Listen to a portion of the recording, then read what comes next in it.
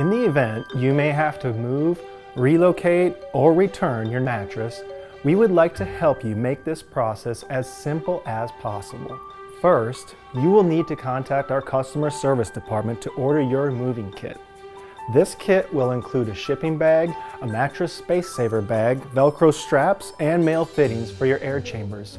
Once you have your moving kit in hand, please follow these 10 simple steps.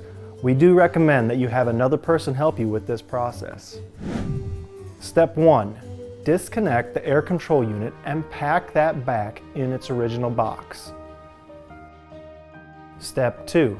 Connect the male connectors from the kit to the end of the air chamber hose fittings. Here's a quick tip.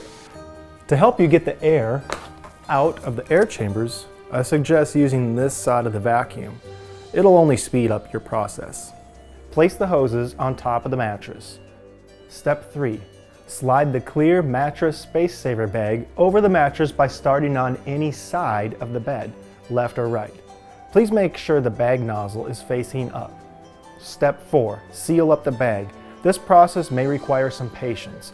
Make sure you seal it completely. I also recommend going back over with your finger to make sure it's all properly sealed. Step 5. Use a vacuum to compress the mattress. This may take up to 10 minutes to fully vacuum seal the mattress.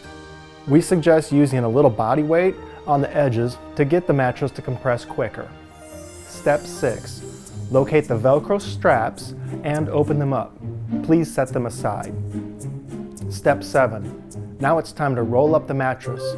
We recommend doing so from head to toe. Step 8.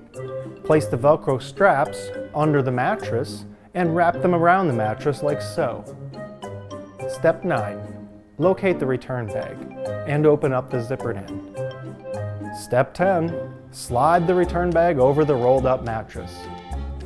Congratulations! Your bed is now ready to be labeled and shipped.